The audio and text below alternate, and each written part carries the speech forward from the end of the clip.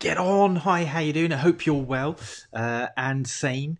I wanted to come on after last night. We had a mastermind session with one of my I was going to say client groups, but they're when you're a kind of client of me, it's you're a tribie. We had a mastermind for the Tribees last night. This particular mastermind, love working on the masterminds. They're such a privilege and so powerful. So it's a collective coming together. It's facilitated coaching process, and I'm very passionate about it. They're very powerful, and I knew it would be a bit different because of the conditions. We have them every 2 weeks, and there's 7 of us, I think, that come together, same group over a period of time, and that's the kind of ninja level of the program. They're all on the program and they've brought into the mastermind. So it's a very powerful session. And I wanted to give you some feedback from that session because I think it's really, really useful and really pertinent to everything that's going on. So within that, there were 3 bits of feedback that we worked, 3 areas that we worked on within that session. And it all kind of, as it often does, it all kind of worked together. And I think there's a really nice salient bit of feedback for you that you might benefit from.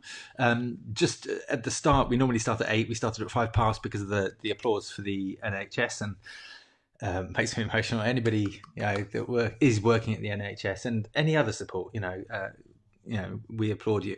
And when we came on at 5 past 8, it was one was within NHS management. She was in tears. Another one was with NHS nurse frontlines and management level. She was in tears.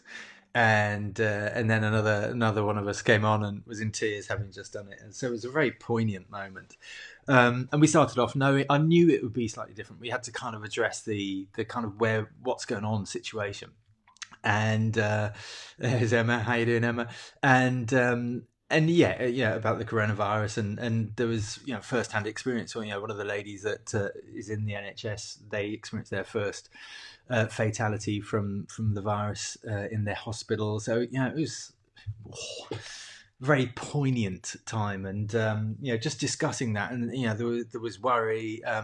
Interesting that the people in the NHS that have the correct information, they could see all the bogus information going around.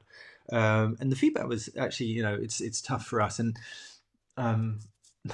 they're working on where this lady works. Their contingency plans for when the front line, which she is, when the front line gets the virus, then what's the contingency plan to backfill? Which is scary. You're working, you're knowing that, and you're expected to get it. So that that's scary. So the information where they know the detail and the truth, if you like, but they also see all this stuff.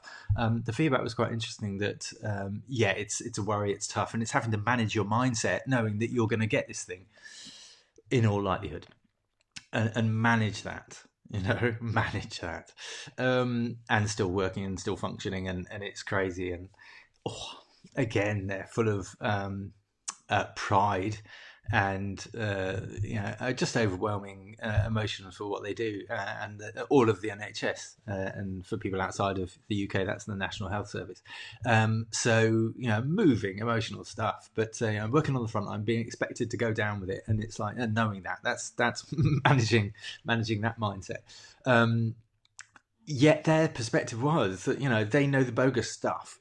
And it's like, okay, if you're not obviously at the front line, if you're at home self-isolating, and you've got all this bogus news going on, and where the facts have been diluted and it's polluted, it must be really scary. It must be difficult. And yes, that came into the room as well. So we had the other end of the spectrum. So home isolated, kind of vulnerable with health issues as well, and all this information. It's terrifying. So one of the issues was managing this, given that you've got all this and you don't know what's yes, you can go to certain sources and feel reassured, but then something comes inside, swipes you, and it's overwhelm again. So that was one issue. One issue was kind of core of what we do, which is it's all around low self-esteem. So it was about managing with a kind of narcissist. through this period, which is difficult. You think that the direct contact had been forcibly removed, but then it was all going online, so it was like, wow. So dealing with a narcissist in that time, and then kind of dealing with how to manage your mindset through this, and all three issues really correlated and linked, because it was all about what you can't control, which is everything out there, and what you can control, which is within your own mindset, your own reaction, how you react to stuff, the meaning you make from stuff, and then how do you react to it. And it was really interesting. There's real wisdom coming from the group, and I want to share, it makes me emotional, share a particular one that came from working with that, and all three aspects were about how to effectively manage your mindset. And one of them is one of the ladies that was in the NHS. She'd been on the program for quite a while. She's quite well versed in this. It's like, sometimes she just has to just kind of focus down and say, like, right, just give herself space in her head to say, right, what do I need to do? What do I want to do? What do I need to do from that? And then, right, give myself enough space to manage all my stuff going on in my head, just center myself, and then I can do it. And it's that was really poignant, that everybody benefited from. But then right towards the end, this wonderful lady within the group, she said, it's standing within your power. And when you stand within your power, the third, or maybe the third one was issue was tied in with imposter syndrome as well. When you undermine yourself, you're thinking, oh, who am I to be this? Who am I to do that? Who am I? It was related with the work role as well, but in the current circumstances. So everything had this thing about, everything you're dealing with is all in here. That's what we do have control over. Otherwise, it's all overwhelm. So when you go into overwhelm, it's all over there. And I'll talk about that in a minute, what actually happens with the brain. But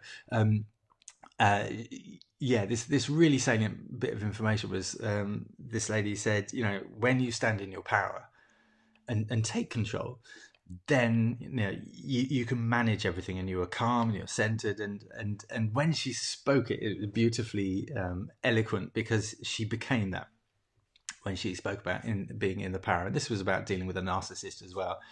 And she worked in that field where she'd seen many times people try to deal with narcissists, but it was only when they stood in their power that they could take control. So this is about taking control, standing in your power. And it was so clear to me the difference that she's within her when she said it. So I said, what will people see in you when you stand within your power? And she very calmly said, you're centered, you're in control. Yes, they would trust you. You're reliable almost. I was like, oh yeah, that's really cool, really congruent to what she was saying and how she was saying it. I said, what about when you're not in your power, when you're in this overwhelm, when you're not in control, when you're bombarded with all this information, when you're... And she said, well, people will see you. I asked the same question. How will people see you? Almost scatty, out of control, not reliable, And that's exactly right. When we stand out in our control, within our power, we control things ourselves, make those decisions.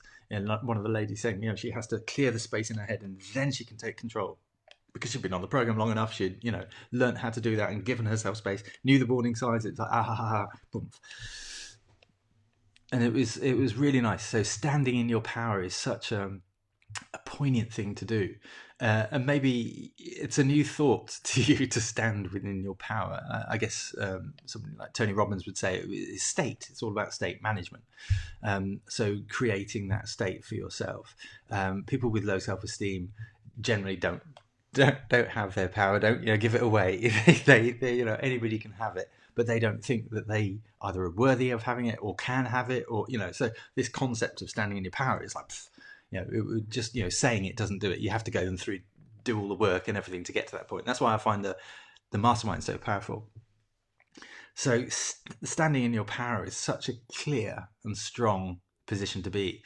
And when this lady said that, the lady that was dealing with the issue of imposter syndrome, she kind of, I love it when people sit back, they're trying it on in their head. You can see it, the cogs whirring. And at the beginning, she came on very much this out of her personal power. And then when she said, yes, this is what I can do as an action going forward, because we did some work with her, she was very much demonstrating this. And it was just a beautiful point. She was demonstrating this without trying to demonstrate it. She'd just gone that, yes, actually, I could do this, I could do that, and I could do that, and I could let them know this, and actually then I could do that. And that's all it was. She was just in her position of power, if you like, standing within her own power. And it was so different from the start, where she was like, her face was so different, and it was such a lovely transition. And you can manage that transition because everybody, a common thread across all of this was managing your own worry, managing your anxiety, managing the overwhelm. And what happens with it, and very briefly, what happens with the brain when you do overwhelm? And I equated. I said this was very similar to watching the media. If you sat and watched all the media, God, I can remember doing that about the tsunami and 9/11. Wow, maybe you can relate to that. My sister died in the tsunami, so I just poured out over every bit of information. I kind of felt this overwhelming need to do that, and I was actually, God, I can remember actually trying to look for her in all the footage. It's terrible, quite dramatic. But what happens when you get overwhelmed and come out of your power completely is the brain is a bit like that. It's like watching every bit of media, and that's all you're focused on, nothing else, no control, no nothing, just can you relate to that? And the similarity being that when you're out of control and when you're overwhelmed is that the brain is doing that for you. The brain is pulling all sorts of bits of media, and anyone with kids will know that you think of an illness within your kids and it's like boom, it's very real, it's big, bright, it's real. You make a real movie of it, do you not? And you don't realize, unless you do some work, you don't realize that you're doing that often. So you get the gut-wrenching feelings, you feel emotional, you feel panic attacks, anxiety, everything building up within you, because your brain is just doing this with tons of media as if you were poring over it consciously. It's doing it in the subconscious. And that's why it's so important to be able to use these techniques and to just give yourself space, like the lady said at the beginning. Just give yourself space and read the signs and go, oh Christ, I'm doing that right. Give myself space. Focus on one thing, And I was saying last night, what happens when the brain is doing that is that you just need to see that it's doing that and go, ooh, stop, go, bring it all back into one line, concertina it into one line in front of you, and all those things that you need to do suddenly go into an order on the conveyor belt behind you. So you've only got one thing in front of you, not all this scattering all over the place. And the thing that you need to deal with first and focus on first, just have that. And that's the phrase that we have, they've got a laser focus, they've got, they're focusing on one thing at a time. It's literally what the brain is doing. It's like, right, saying, rather than going, oh, it's going, vroom. What do I need to focus on? And you can do that. It's just a technique. It's a really cool technique. It's within the program. So that, the nice thing about the masterminds is that we're working with people that have got this technique, and whether they're doing it or not, it's like, oh yeah, God, yeah, I can do that. So that sort of makes it really cool. So maybe that's interesting to you. If you'd like more information, what I did, you might have seen that I've pulled together a free mini series to help. Because these are really testing times. I pulled together a free mini series as a way of, it makes me emotional, as a way of giving back. It's a series that I did 2 years ago, and I've downloaded it and packaged it up into a members area that you can get to at your own time and go through at your own pace. They're all videos, 5 different videos, 5 kind of key aspects of life, and when you have kind of low self-esteem, how this might happen, and to really understand why your brain is doing that, and to really understand how it is formed like that. And then I've got some other training that you can, in fact, I link it in there. So if you do want to see it, you can see it, about how you can overcome it and kind of wire your brain so you can create these wonderful moments of shit, that's what I'm doing. Just come and stand within your power. It makes me emotional. It's moving to see people do that, to people that are coming in and worried, and we had it from everyone. It's understandable. You're dealing with a lot of uncertainty and a lot of emotional stuff, and then to be able to manage that and to be able to go, okay, stand in your power. Everything changes in that moment, and you're in control of what you can control. Which is just pretty much everything. Because that's where it's perceived. That's where everything goes on.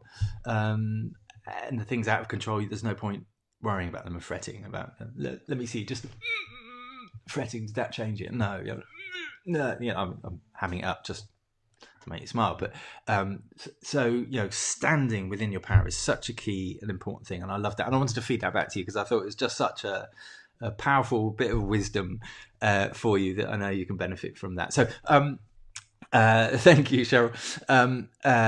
That's I hope that serves you as well. It's an awesome mastermind. So I'll put the link on the comments to that free not masterclass, more mastermind, the free mini series. And again, I've pulled it together for this time because it's I wanted to give something back and to be able to understand why your brain is maybe doing all this, and there's a reason for that. So I hope you benefit from that, and do consider sharing this if you think anybody would benefit from this as well, because I think it's a wonderful group of women, and it just moved me to be able to sort of share that. I thought it was very poignant. Anyway, I hope you have a good weekend. And isn't it funny that the weekends don't seem like, what day is it? What is it? Because we're all at home. Maybe not all, but so thank you to everyone who's continuing to work out there, and thank you to everyone who's staying at home, and stay safe, stay positive, and stay within your power. All right, many thanks. Speak to you soon. Bye bye.